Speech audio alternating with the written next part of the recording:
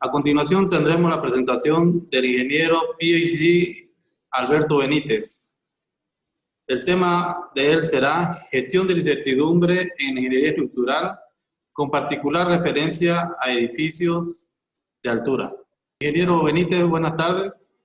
Buenas tardes a todos los participantes, en especial a los organizadores y a la gente que permanentemente nos ha estado cooperando. El tema de hoy, para mí muy excitante, lleva este título: Gestión de la incertidumbre en la ingeniería estructural, con particular referencia a los edificios de altura. Quisiera comenzar mostrando esta definición, entre comillas, de ingeniería estructural, que dice así: es el arte de utilizar materiales que tienen propiedades que solo pueden ser estimadas para construir estructuras reales que solo pueden ser analizadas aproximadamente, que soportan fuerzas que no son conocidas con precisión, de manera que nuestra responsabilidad con el público sea satisfecha. Es una, digamos, definición entre comillas decía, de la ingeniería estructural, extraída de un libro muy conocido también de Edward Wilson, autor que hace referencia también a que el autor de la definición es anónimo. Como verán ustedes, en las letras rojas, perdón, aparecen lo que a partir de ahora vamos a llamar incertidumbres, porque nos dice que los materiales tienen propiedades que solo pueden ser estimadas para construir estructuras reales que solo pueden ser analizadas aproximadamente y que soportan fuerzas que no son conocidas con precisión. Esto implica la palabra incertidumbre, de la cual vamos a hablar enseguida. En principio quisiera formular los objetivos de esta presentación. El primero de ellos es describir el rango de incertidumbres que surgen en nuestra ingeniería estructural, con particular referencia a los edificios altos, naturalmente, esa es la idea. Y vamos a discutir algunas formas que los ingenieros han desarrollado para gestionar, para manejar estas incertidumbres que provienen de diferentes fuentes. Y además, la idea es promover la reflexión y el estudio de esta temática con vistas a lograr consensos racionales, razonables, para ser incorporados a las normas. Hace falta esto, aunque en la nueva guía de diseño sísmico ya se ha dado un paso importante en este sentido. No sé si han leído esta publicación, se llama La visión para la ingeniería civil en 2025, un libro publicado por la Sociedad Americana de Ingenieros Civiles, que ha sido preparado en base en la cumbre sobre el futuro de la ingeniería civil en 2025. Esta reunión, digamos así, ha sido realizada entre el 21 y el 22 de junio de 2006. En el preámbulo, al principio de esta publicación, se hace referencia a que los ingenieros civiles, de manera competente, colaborativa y ética, tienen que servir como gestores de los riesgos y de las incertidumbres causados por acontecimientos naturales, accidentes y otras amenazas, entre otras misiones que se le dan al ingeniero civil, es esta, la de gestionar las incertidumbres de las cuales vamos a hablar enseguida. Un poco también dentro del marco de esta introducción vale la pena mostrarles algunas de las muchas publicaciones que se han generado en los últimos años respecto del manejo de este fenómeno que es la incertidumbre en la ingeniería estructural. Estos son algunos de los journals o revistas de circulación internacional relativas a este tema. Bueno, el primero que aparece es el Journal de Ingeniería Estructural de la Sociedad Americana de Ingenieros Civiles, pero más general. En cambio, los otros journals o revistas hacen referencia específicamente a la incertidumbre. Este es un journal sobre cuantificación de la incertidumbre, este otro algo parecido, lo mismo que este es un libro, es una publicación, más bien una revista sobre los sistemas de seguridad y confiabilidad en la ingeniería, Este es un journal específicamente que habla del riesgo y la incertidumbre en sistemas de ingeniería. Hay dos partes de este journal. La parte A se refiere a estructuras de ingeniería civil y la parte B a estructuras de ingeniería mecánica, muy específico. Y este es un journal también europeo sobre el análisis de las fallas en ingeniería que tiene relación precisamente con las incertidumbres. El journal específico al que les hacía referencia, de la Sociedad Americana de Ingenieros Civiles, incluso va premiando anualmente los mejores trabajos sobre esta área de la incertidumbre, el riesgo y la seguridad y la confiabilidad en la ingeniería estructural.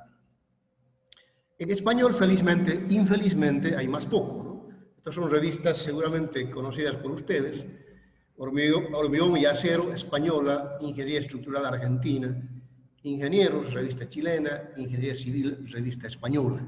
En estas revistas, que son más generales, se pueden encontrar también publicaciones respecto a la incertidumbre en las estructuras. Y en cuanto a libros, hay un mundo de libros publicados en los últimos años específicamente sobre el tema, desde los más generales hasta los más específicos. Por ejemplo, este es un libro exclusivamente que trabaja sobre la ingeniería sísmica para el diseño estructural.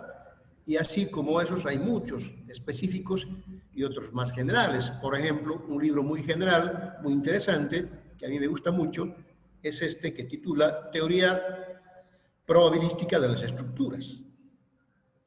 Y quizás una publicación que ha marcado un hito en la historia de esta tendencia probabilista de las estructuras es el libro de Benjamin and Cornell, que ha sido publicado en 1970 y que ha sido republicado con una nueva edición en el año 2014. Los autores creo que ya no viven, pero ha marcado, decía, un hito en esta tendencia probabilista de las estructuras, y no solamente de las estructuras, sino de las otras áreas de la ingeniería civil, como son la geotécnica, la hidráulica, en fin.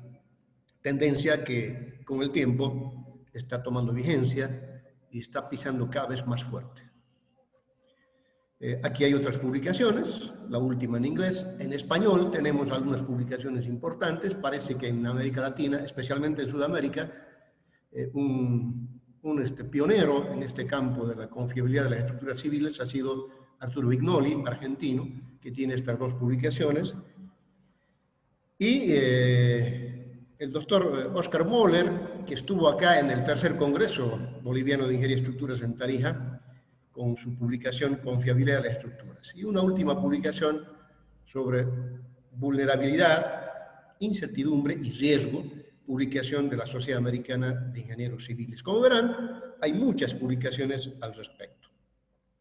Vamos a entrar en materia ahora y vamos a hablar de los tipos de incertidumbre y sus causas, que son aspectos de mucha importancia para tomar en cuenta.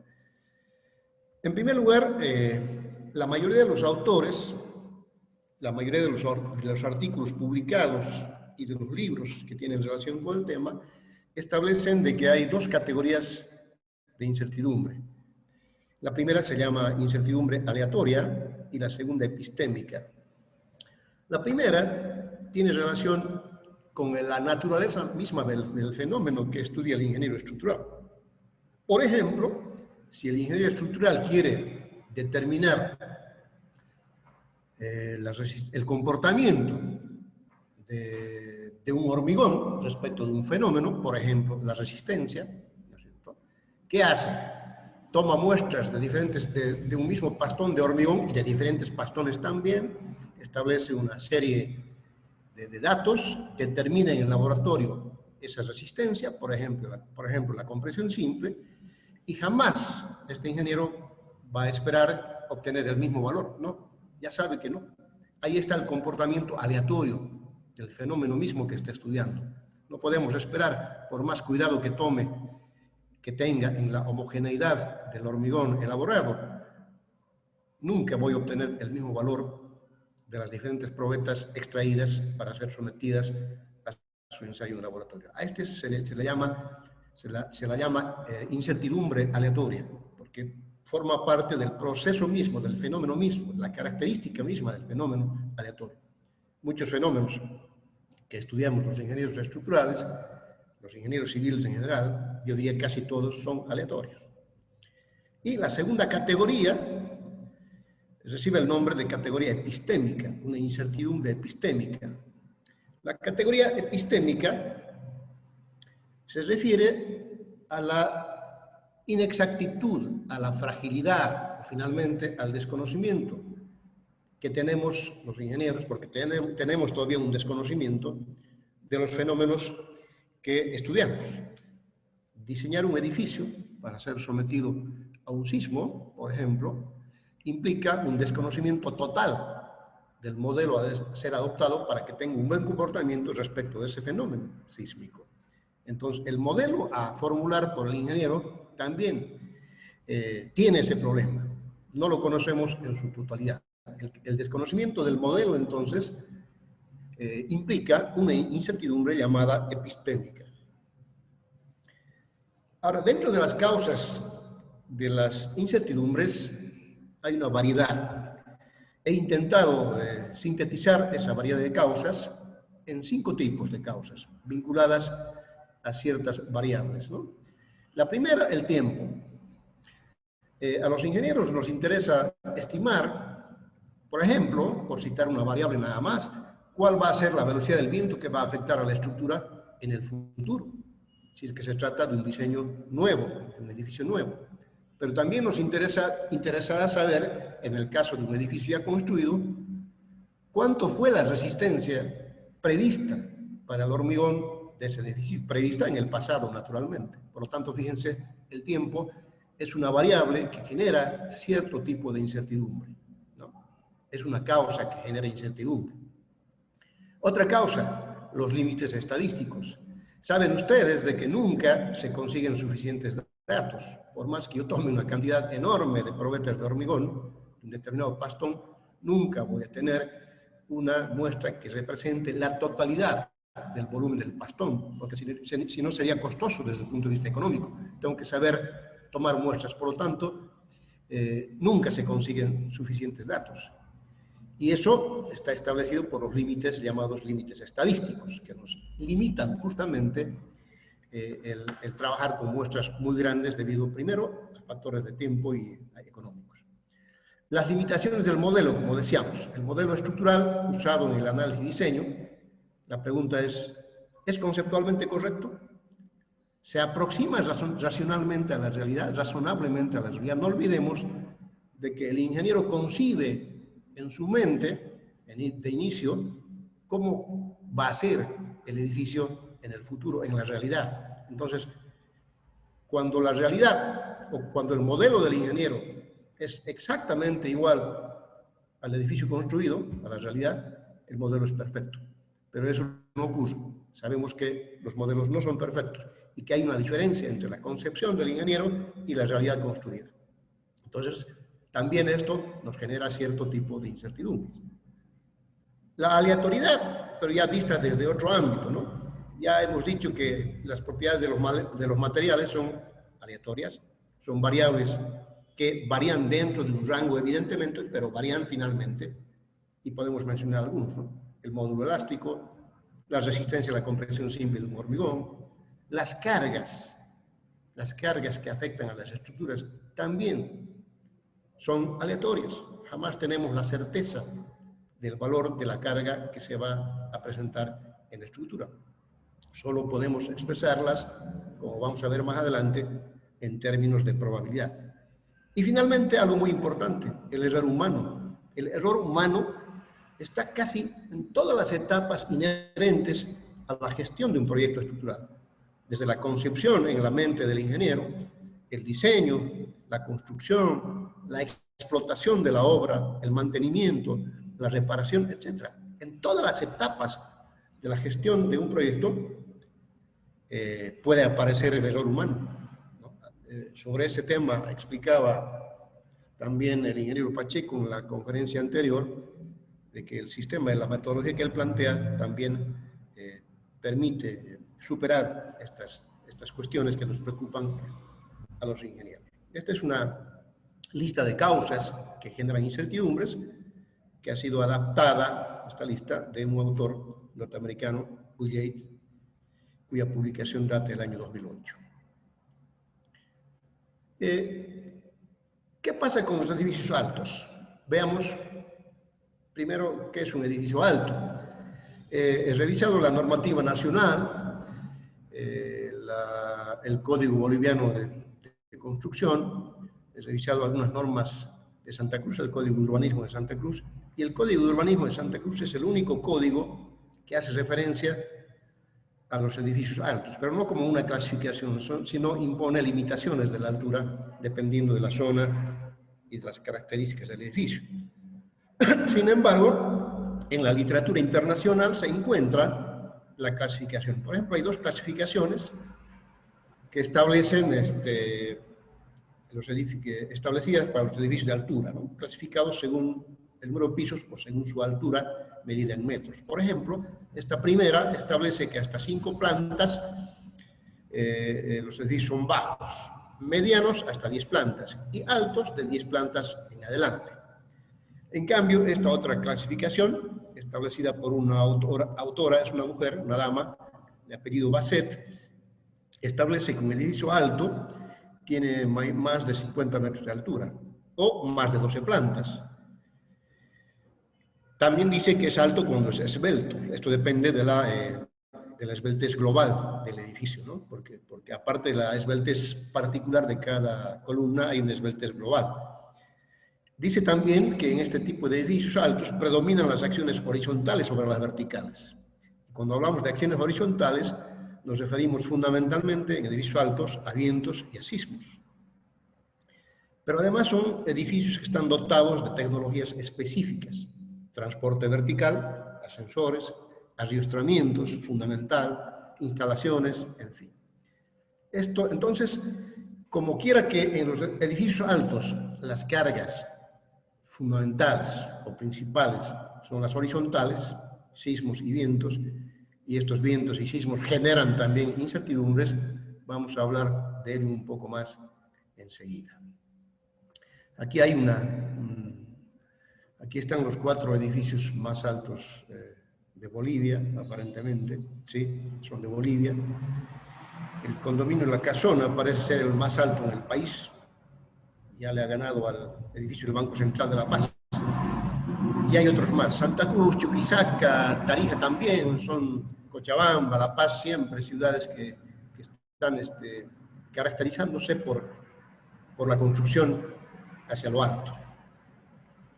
Esta es una clasificación, bueno, casi mundial, diría yo, de los edificios en altura, los rascacielos más altos del planeta, que no nos interesa, por lo menos eventualmente. Bien, continuamos con el concepto de la incertidumbre. Ya hemos dicho que los problemas de la realidad nos generan incertidumbres. Eso lo sabemos, porque el ingeniero se confronta con problemas de la realidad. Felizmente, cuando el ingeniero se confronta con problemas de la realidad, tiene herramientas para intentar modelar, simular esa realidad. Y lo puede hacer a través de la simulación física, modelos físicos construidos en laboratorio para estudiar, ¿no es cierto?, el movimiento de un edificio generado por un sismo, para estudiar las cargas de viento. Uno puede construir modelos físicos en laboratorio a escala reducida, pero también puede usar la matemática para simular esa realidad. Todas estas herramientas científicas, experimentales y teóricas que dispone el ingeniero las usa. Por eso es de que puse acá, entre paréntesis, una frase de Albert Einstein que me gusta mucho y que yo la empleo frecuentemente. Él dice que cuando la realidad, o más bien, cuando las matemáticas se refieren a la realidad, las matemáticas son inexactas. Y cuando no se refieren a la realidad, son exactas. ¿Qué quiere decir Albert Einstein con esto? Nos está diciendo de que cuando yo resuelvo una ecuación diferencial parcial, por ejemplo, fríamente, sin que ésta represente un fenómeno físico, es decir, una ecuación diferencial inventada, la solución obviamente va a ser exacta. voy a encontrar la función que reemplazada en esa ecuación diferencial satisface la misma. Pero cuando la matemática se refiere a la realidad, Einstein dice no es exacta. Y cuánta razón tiene por las cosas que vamos a decir a continuación. Ya hemos hecho referencia a las fuentes de la incertidumbre, no vamos a volver a esto, pero vale recalcar que la incertidumbre aleatoria se refiere, decíamos, a la naturaleza propia del fenómeno estudiado. En cambio, la incertidumbre epistémica, simplemente para recordar, se refiere a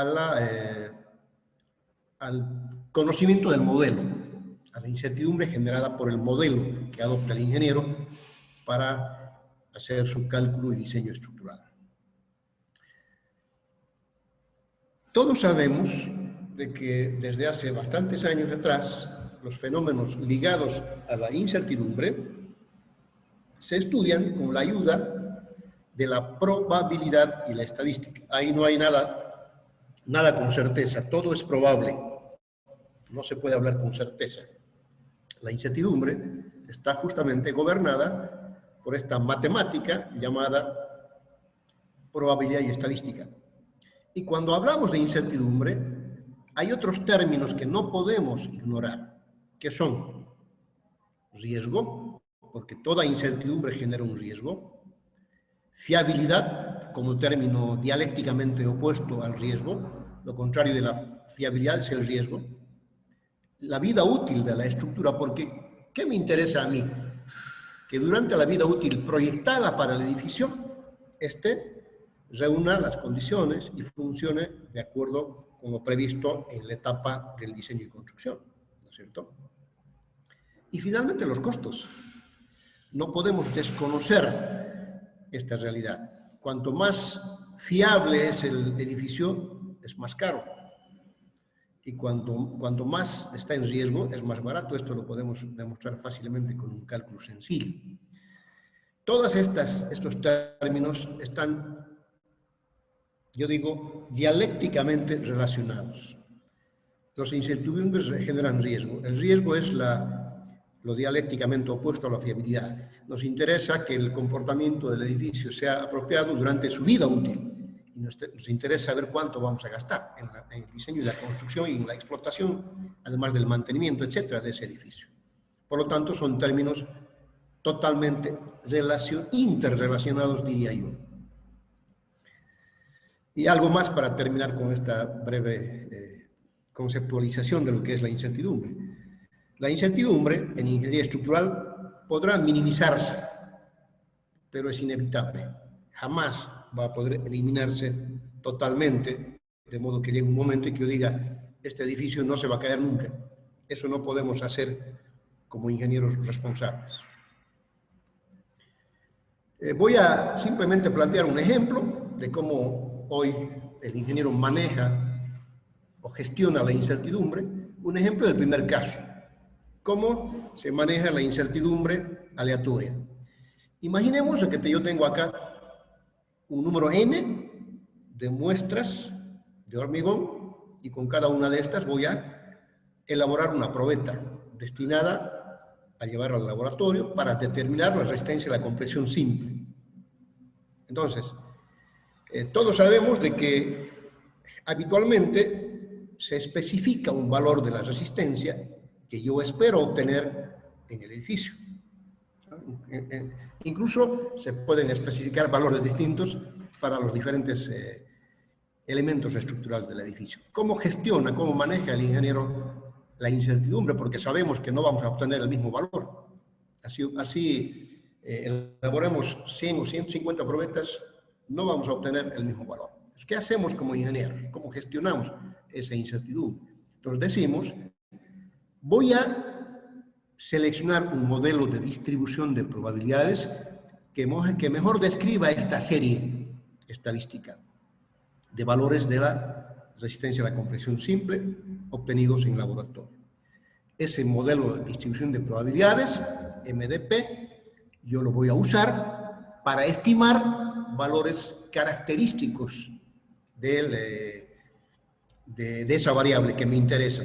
Por ejemplo, por ejemplo, usando ese modelo, podría determinar cuál es la probabilidad de que la resistencia a la compresión simple sea mayor o igual que un valor determinado, establecido por mí o por la supervisión de la construcción, ¿no es cierto?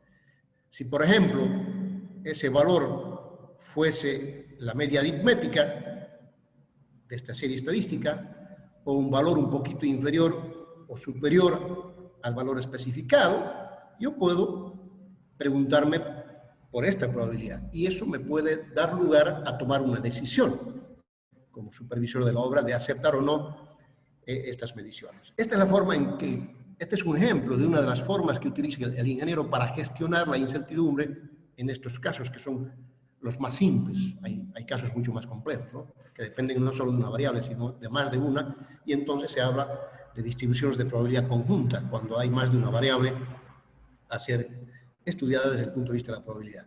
Entonces, esto es fácil, porque hay varios criterios que permiten seleccionar el mejor modelo de distribución de probabilidades y hacer estos cálculos con miras a tomar decisiones. En el ejemplo 2, de una incertidumbre epistémica, la cosa es un poquito más complicada. Fíjense, aquí yo tengo una ménsula, una viga empotrada en un extremo y libre en el otro, sometida a una carga puntual. Todos sabemos que la deflexión máxima en el extremo lado de la viga, el extremo derecho, viene dada por esta expresión, donde P es la carga puntual, L es la luz de la viga, E el módulo elástico y el momento de inercia de la sección transversal respecto a un eje que pasa que coincidente más bien con el eje centroidal horizontal. La calculo. Si yo llevo esta misma viga al laboratorio, puedo medir esa deflexión. Obviamente tratando de tener cuidado que la carga sea la misma, que la luz de la viga también, el módulo elástico el mismo material, el momento de inercia. Entonces, al hacer las mediciones en laboratorio, las diferentes mediciones, y al hacer el cociente del valor medido versus el valor estimado, me doy cuenta que no son iguales, fíjense. Si fuesen iguales, este cociente sería 1, ¿no? En todos los casos, pero no es así. Y esta es ya una imperfección del modelo estructural utilizado. ¿En quién vamos a confiar más? ¿En lo medido en el laboratorio, lo que realmente ocurre en la realidad, o en el modelo? Una gran pregunta que quizás hasta ahora no tenga respuesta. Para poder establecer si realmente ese delta medido es igual al delta estimado, se hace una prueba estadística, donde en el eje de las ordenadas se pone el delta estimado, la deflexión estimada, y en el eje de las abscisas la deflexión medida. Si el modelo es perfecto, el delta estimado va a ser igual al delta medido. Eso quiere decir que los puntos, estos puntos, todos van a ser 1, 1, 1, 1, ¿no? Y se van a situar a lo largo de esta recta, y igual a x. Pero esto no ocurre así, sino más bien los puntos se van a situar aproximadamente a lo largo de esa línea recta. Si esto ocurre, si estos puntos se sitúan a lo largo de esa línea recta de manera aproximada, yo puedo decir que mi modelo es racional y razonablemente aceptable. Y entonces lo puedo, digamos, usar para mis fines. Este es un ejemplo de una incertidumbre epistémica. ¿Cómo gestionar la incertidumbre? Esta es una pregunta que yo me la he venido haciendo siempre y he logrado establecer dos casos generales para manejar apropiadamente la incertidumbre. El caso 1, esto no está así en la literatura conocida, esta es digamos, una clasificación personal, pero que coincide con algunos criterios generales, ¿no? El primer caso se refiere a las causas exógenas.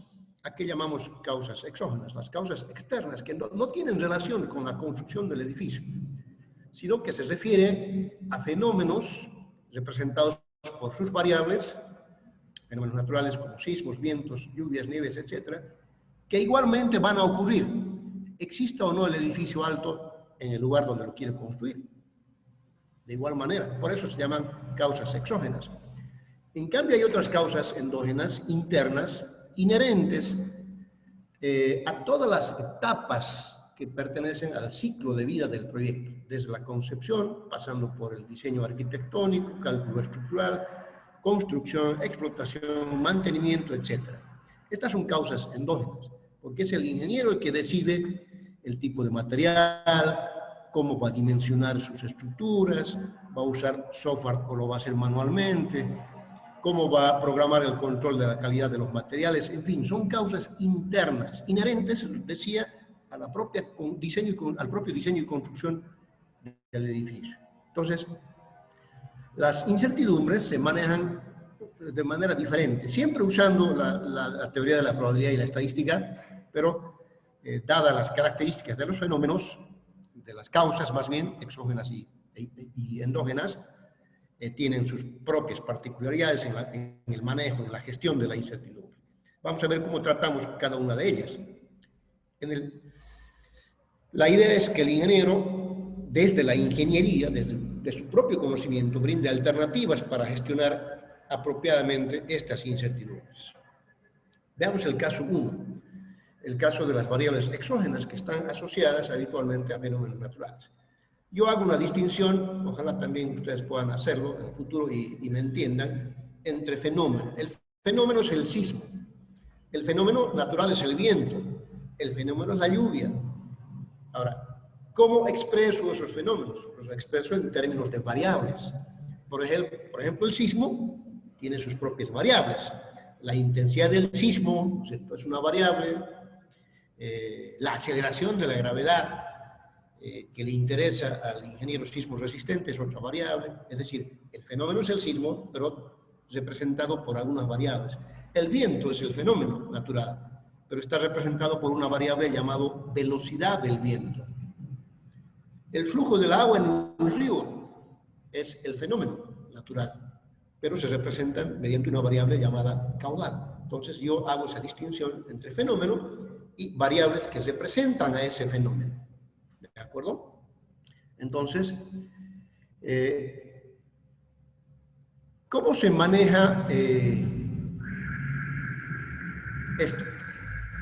Hay una similitud entre el manejo, en el manejo probabilista de estos fenómenos. Si, por ejemplo, voy a tomar el viento, la variable X que ven aquí son valores de la velocidad del viento. Por ejemplo, los máximos presentados en cada año en un determinado lugar, en Tarija, por ejemplo. De cada año selecciono el más grande. Tengo una serie estadística constituida de ese modo. Claro, hay varios criterios para hacerlo, ¿no? No es el único este. Este se llama modelo de series de máximos anuales.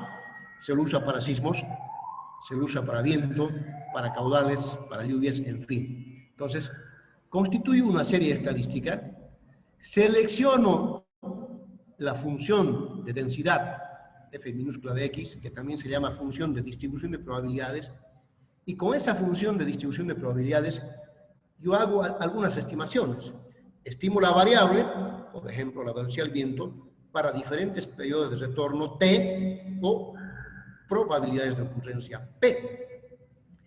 Ustedes me dirán, pero la velocidad del viento depende también de la altura sobre el suelo, depende de su intensidad en determinado tiempo, es cierto, pero puedo construir, como decía, puedo más bien seleccionar funciones de distribución de probabilidad conjunta, de modo tal que se tome en cuenta más de una variable involucrada en el fenómeno, en este caso el viento. Pero imaginamos que sea una, por ejemplo, la velocidad del viento a una determinada altura que me interesa por la altitud de mi edificio. Entonces, constituyo la serie, con esa serie selecciono el mejor modelo, y con ese modelo calculo la velocidad del viento para diferentes probabilidades de ocurrencia o periodos de retorno. O sea, voy a darle al ingeniero estructural una gama de valores para que él seleccione su periodo de retorno de diseño. Y entonces, si los bolivianos fuésemos tan cuidadosos como lo son en otros países, haríamos una serie de mediciones. Por ejemplo, se puede construir una curva, estas son unas curvas que no son invento mío, son extraídas de la literatura clásica que hay sobre el tema, de los fenómenos naturales, y entonces yo puedo construir una curva que me represente el costo de las obras versus el periodo de retorno adoptado para el diseño. Cuanto más grande es el periodo de retorno, mayor es el costo de la obra, obvio, porque mis valores de diseño, velocidad del viento, sismo, caudal, lo que quieran, será más grande. La obra va a ser más segura, pero va a costar mucho más, por eso la curva ascendente hacia la derecha. Pero diseñar obras con periodos de retorno grandes también tienen sus ventajas, porque los costos de mantenimiento se achican cuanto más grande es el periodo de retorno, porque estoy tomando más seguridad para mi obra, más confiabilidad. Estoy reduciendo, si quieren ustedes, la incertidumbre. Pero los ingenieros hemos aprendido a usar una palabra mágica llamada optimización. No quisiera gastar tanto dinero, tantos recursos financieros, pero tampoco quisiera que mi obra genere mucha incertidumbre y por lo tanto alto riesgo. Por eso es que se busca, al sumar los dos costos, un periodo de retorno óptimo, que me dé un costo óptimo, que no ponga en riesgo la obra con un nivel muy alto de probabilidad, pero que tampoco cueste tan caro. Esta es la forma de hacerlo, digamos, desde un punto de vista general. Pero específicamente hay otras cosas involucradas. Ese análisis técnico-económico decía antes que tiene relación con el nivel de riesgo. En este caso el nivel de riesgo se establece mediante el periodo de retorno, se expresa mediante el periodo de retorno, como vamos a ver enseguida, y me interesa que la obra funcione apropiadamente durante la vida útil de la misma.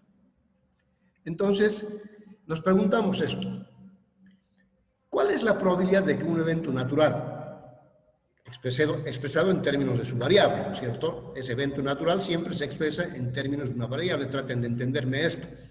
La variable podría ser la aceleración, un porcentaje de la aceleración de la gravedad si se trata de un sismo. Podría ser la velocidad del viento a una determinada altura, si se trata del fenómeno natural viento, en fin. Entonces la pregunta es, ¿cuál es la probabilidad de que un evento natural expresado en términos de una variable con periodo de retorno t se ha igualado o excedido al menos una vez durante n años? Esa n es la vida útil de la obra, porque me interesa el comportamiento de mi edificio durante esos años de vida útil. Esta pregunta tiene una respuesta, y la respuesta nos lleva directamente al concepto de riesgo. Podríamos decir entonces que el riesgo generado por la incertidumbre no es nada más que la probabilidad de que mi variable de diseño sea igualada o excedida al menos una vez durante la vida útil de la obra, N. Este es un tema que la nueva guía boliviana de diseño sísmico lo ha considerado muy bien, en mi opinión. Y si nosotros usamos la distribución de probabilidades, aquí la teoría de probabilidades es muy importante, es claro. Si usamos la distribución de probabilidades binomial o de Bernoulli, esa, haciendo las hipótesis inherentes al caso que estamos estudiando, nos lleva directamente a la obtención de esta formulita mágica, que dice que la probabilidad de ocurrencia o riesgo, es decir, la probabilidad de que mi valor de diseño sea igualado o excedido al menos una vez durante n años, viene dada por esta expresión. Esta P es el riesgo, que es igual a 1 menos 1 sobre t, donde t es el periodo de retorno, elevado a la n, donde n es la vida útil de la obra. Entonces, calculada esta probabilidad, lo que estoy calculando, en otras palabras, es el riesgo. Se recomienda que ese riesgo obviamente sea muy bajo. Ya vamos a hablar enseguida de valores. Si quieren expresarla de otra manera, se despeja el periodo de retorno y lo pueden expresar ese periodo de retorno en términos de la probabilidad de ocurrencia. No hay ningún problema.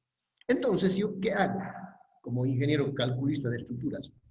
Digo, para un riesgo P1,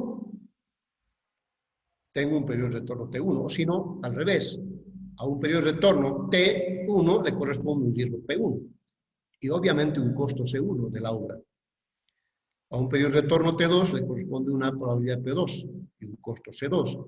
Y a un periodo de retorno T3 le corresponde una probabilidad o riesgo P3 y un costo C3.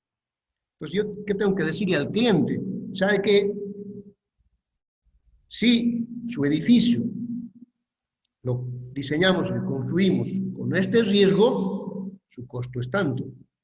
Si lo diseñamos y construimos con este riesgo, su costo es tanto. Y finalmente, en el caso 3, le puedo dar una gama de posibilidades al propietario del edificio, sea público o sea privado. Finalmente, sabemos que en muchos casos la decisión no la toma el ingeniero de estructuras, la toma la autoridad política o el dueño del edificio si se trata de un privado. Ellos generalmente tratan de economizar, incluso muchas veces a costo de la seguridad, tanto de las inversiones como de las personas, ¿no? Entonces, aquí es clave el papel del ingeniero en la toma de las decisiones. Cuanto más alto sea el riesgo que corro en mi estructura, menor va a ser el costo, y viceversa. Es decir, en otras palabras, el riesgo es inversamente proporcional al costo del sistema estructural. Esto es lo que se hace. Y esto es lo que ha hecho un poco la norma sísmica boliviana, la nueva guía de diseño sísmico, con mucho criterio, de la cual vamos a hablar un poquito más adelante, porque considero que han actuado racionalmente, sobre todo por razones de escasa información de mediciones sísmicas en Bolivia. Creo que el comité que ha trabajado en esta nueva guía lo ha hecho muy bien. Ahora, ¿qué pasa con las causas endógenas? ¿Cómo manejamos los ingenieros las causas endógenas? Ya saben cuáles son estas, ¿no? Las que más o menos, sobre las que más o menos, no totalmente, tiene algún control el ingeniero, que son el dimensionado, la construcción, la calidad de los materiales. Se puede tener cierto control, no total, porque estamos definitivamente trabajando con variables aleatorias, pero al menos un control relativo. Entonces, la idea es más o menos similar. Voy a ir apurando las diapositivas, porque tengo tiempo hasta las 17:30 nada más. Fíjense aquí, la idea es más o menos parecida al caso anterior. Aquí tengo yo una serie de mediciones de un acero a la tracción, por ejemplo. Selecciono el mejor modelo de distribución de probabilidades. Imaginemos de que esa distribución de probabilidades es una distribución normal, que está representada por esta ecuación. Esta distribución normal tiene dos parámetros característicos, que son la media de la población y la desviación típica de la población, que no las conozco. La media de la población y la desviación típica de la misma población no las conozco, pero las puedo estimar a partir de ¿dónde? A partir de esta muestra, X1 hasta Xn. Una vez calculados estos dos parámetros, bueno, cada modelo de distribución de probabilidades tiene 2, 3, hasta 4 parámetros. Hay modelos con más de 2 parámetros. Pero para simplificar el ejemplo, he elegido esta que es muy conocida, que además es simétrica. Entonces, yo puedo calcular la probabilidad de que esta resistencia de atracción del acero sea menor o igual que un valor prefijado A, que lo muestro aquí en la gráfica. O también calcular la probabilidad de que esa variable, resistencia de atracción del acero, sea mayor o igual que ese valor prefijado A. En el primer caso es la integral entre menos infinito y A, entre menos infinito y A. En el segundo caso, la integral entre A e infinito de la función de distribución de probabilidad. Pero también puedo preguntarme cuál es la probabilidad de que la resistencia de atracción esté comprendida entre dos valores A y B, que están figurando A y B. Esa probabilidad es la integral entre A y B de la función de densidad de probabilidad por D.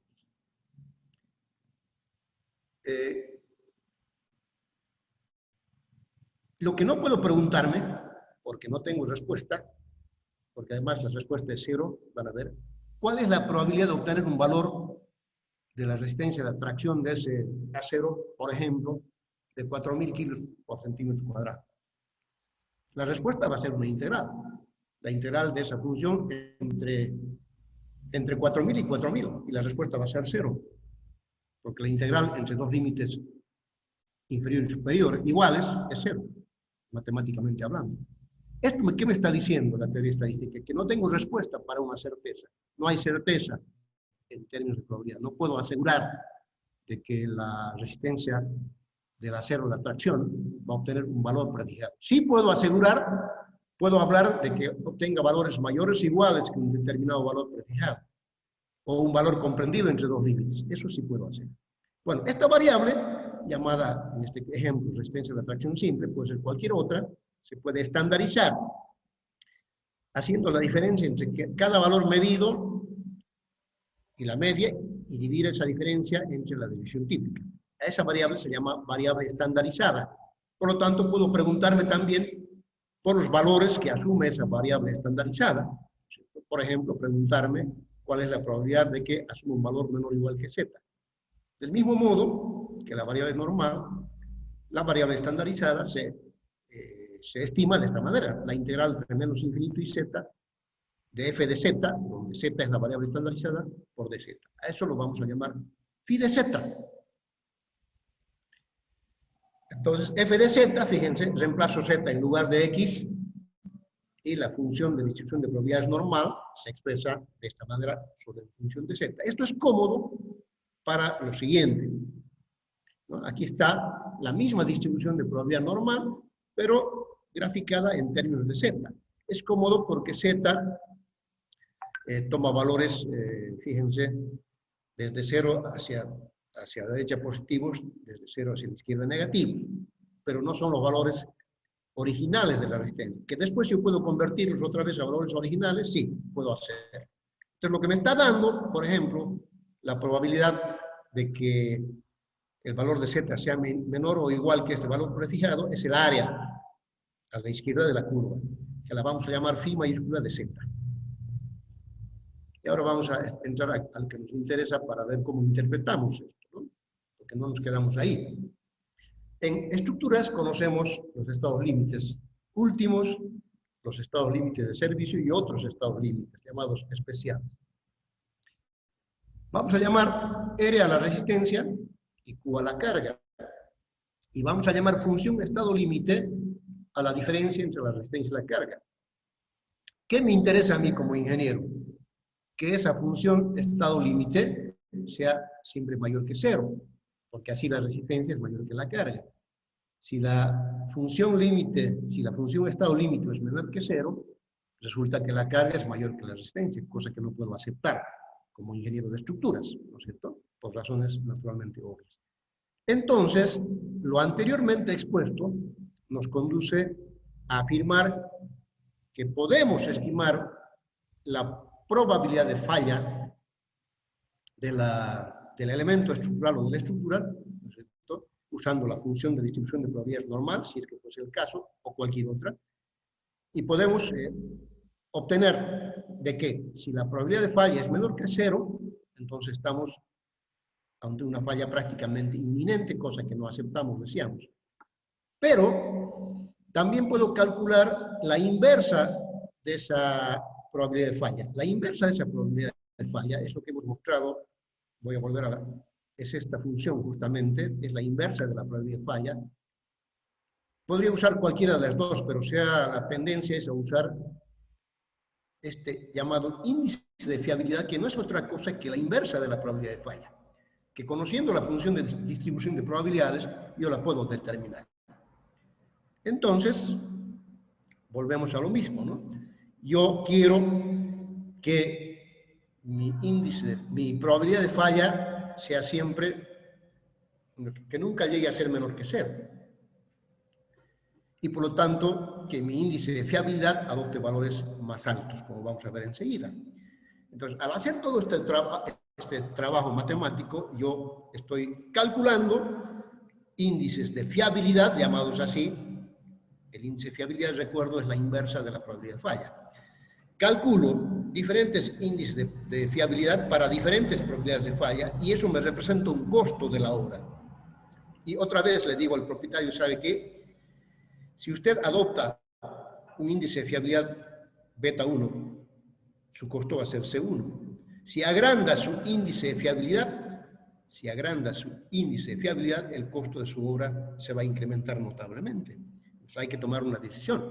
¿Con qué índice de fiabilidad o probabilidad de falla, que es su inversa, vamos a trabajar? Esta forma simple de determinar el índice de fiabilidad de una estructura, de un elemento estructural o de un sistema estructural, pertenece a una clasificación denominada jerarquía de los métodos de fiabilidad estructural, que están categorizados como de nivel 1, nivel 2, nivel 3, nivel 4. Los de nivel 1 generalmente son los que nos dan los códigos y normas de diseño asociados a los llamados factores de seguridad, que hasta hace 30, 40 años seguían vigentes, y los métodos de fiabilidad estructural que corresponden al nivel 2 ya son los métodos que han comenzado a usar modelos de distribución de probabilidades, como es el que acabamos de escribir. El que acabamos de explicar, el más sencillo de todos, pertenece al nivel 2. Y hay otras dos categorías más que pertenecen a los niveles 3 y 4, que no son parte de la charla, porque llevaría todo un tiempo adicional, varias horas de discusión, etc. Pero quiero que sepan de que la tendencia hoy en día es a usar métodos que utilicen la teoría de la probabilidad y la estadística. Bueno, pasando a las normas, que es el penúltimo punto, quiero decirles de que la Guía Boliviana de Diseño Sísmico justamente ha creído conveniente recurrir a la experiencia también internacional que ha publicado libros, artículos, etcétera, donde se estudia la amenaza sísmica y la obtención de las variables de diseño sísmico en términos de probabilidad. Y es así que la Guía Boliviana ha establecido sus periodos de recurrencia claves, ¿no? 475 años, me parece, y 2475. Valores que parecen razonables, tomando en cuenta la gran deficiencia de información que tenemos en el país. Pero en todo caso, es un paso importante. Imagino que en el futuro se irán profundizando los análisis en función del incremento de la cualidad y la cantidad de la información sismológica disponible en el país. Lo propio pasa con la norma de viento, ¿no? Hay dos proyectos de norma boliviana del viento. La primera, la 122-5003-1, y la otra, 122-5003-2, que todavía no están en aplicación, imagino yo, porque faltan perfeccionarse, pero estamos camino, digamos, a definir valores de diseño tanto en viento como en sismos, lo cual representa un buen avance. En realidad, para referirnos a los sismos, que está de moda ahora en el país por la presentación de la guía, he querido presentarles este cuadro. En realidad hay dos enfoques para definir el sismo de diseño, de un edificio alto, fundamentalmente. El enfoque probabilista y el enfoque de periodo de retorno de diseño. Estos dos enfoques están sintetizados en este cuadro, en el cual se muestra la equivalencia entre el uno y el otro enfoque. Por ejemplo, si el nivel del riesgo es frecuente, eso significa 50% en 50 años, el intervalo de recurrencia o periodo de retorno, que es lo mismo, es de 43 años. Si el sismo es ocasional, 20% en 50 años, periodo de retorno 72 años. Si el sismo es raro, 10% en 50 años, lo que implica un periodo de retorno de 475 años.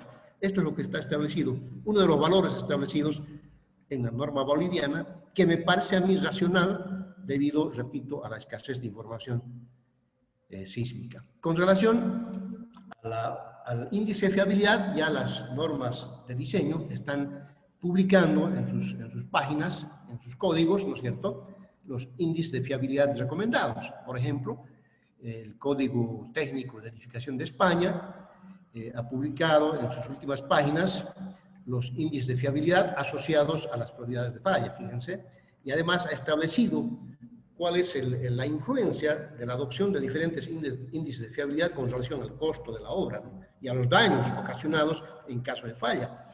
Por ejemplo, aquí habla del costo relativo al incrementar la fiabilidad. Si el costo es elevado, las consecuencias de un fallo estructural pueden ser desde despreciables, pequeñas, moderadas, hasta grandes.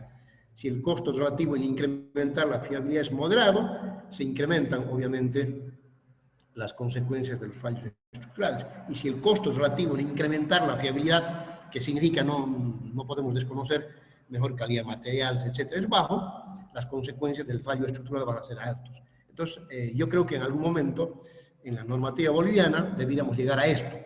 En la nueva norma boliviana del hormigón estructural, por ejemplo, no se habla de estas cosas, cosa que lo vamos a hacer seguramente en el futuro, porque vale la pena de que no solamente protejamos al dueño de la obra, sino que el ingeniero se proteja a sí mismo, dándole al propietario, al cliente, la idea de que estamos calculando las estructuras con cierto nivel de riesgo, no con una seguridad o fiabilidad absoluta, sino con cierto nivel de riesgo.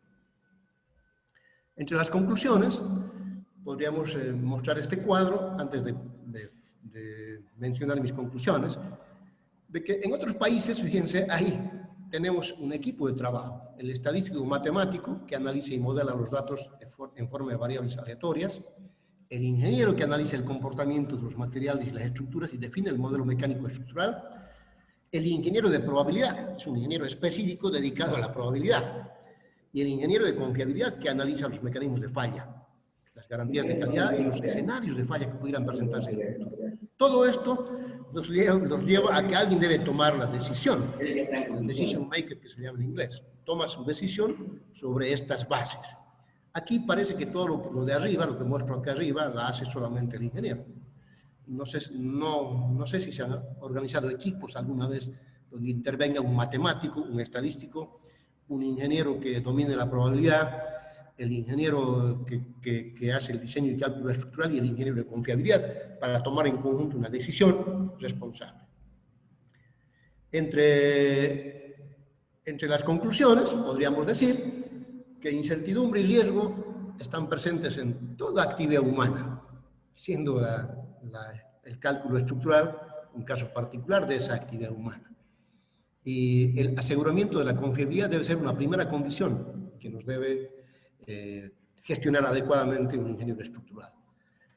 Alguna recomendación interesante: no debemos refugiarnos bajo el papel de la innovación. Un diseño innovador debe ser también un diseño seguro. No por ser innovador vamos a sacrificar la confiabilidad. En algunos códigos de diseño se manejan apropiadamente incertidumbres causadas por la aleatoriedad, los límites estadísticos, etcétera, especialmente relativas al modelo. Pero otras incertidumbres no pueden manejarse dentro de las normas. Por ejemplo, el error humano.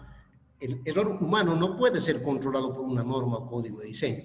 Deben haber controles institucionales y personales. En este caso, los colegios profesionales deben jugar un rol fundamental. En las normas bolivianas, especialmente para edificios altos, en viento y sismos, especialmente en sismos, se ha dado un paso muy importante. Claro que ellos, la comisión que ha trabajado en este tema, siempre en Bolivia chocamos con el problema de las mediciones de las variables inherentes al fenómeno natural. Con el mismo problema, me imagino que ha chocado la comisión que ha trabajado en la nueva guía de diseño sísmico, pero han hecho un buen trabajo. Y finalmente quiero recalcar algo, ¿no? Parece que en las universidades, en lugar de incorporar asignaturas dentro de los planes de estudios, la carrera de ingeniería civil, que nos sirven para estudiar los fenómenos, las están eliminando. Yo veo en algunas universidades que ya no hay mecánica racional, no hay análisis vectorial y tensorial porque parecen difíciles de aprobar, y hay dirigentes estudiantiles que se prestan a eliminarlas para no cursarlas y obviamente no aprobarlas. Y también en alguna que otra facultad he visto que han eliminado la asignatura de métodos probabilistas y estadísticos en ingeniería civil. Es importante resaltar, ¿no es cierto?, la gran significación y la tendencia que están teniendo los métodos probabilistas en la ingeniería civil en general y en la ingeniería estructural en particular. Eso es todo, estimados colegas, estimados estudiantes, estimados organizadores. Muchísimas gracias por su tiempo. Creo que me he pasado con unos 4 o 5 minutitos, pero bueno, espero no haber perjudicado. Gracias a todos.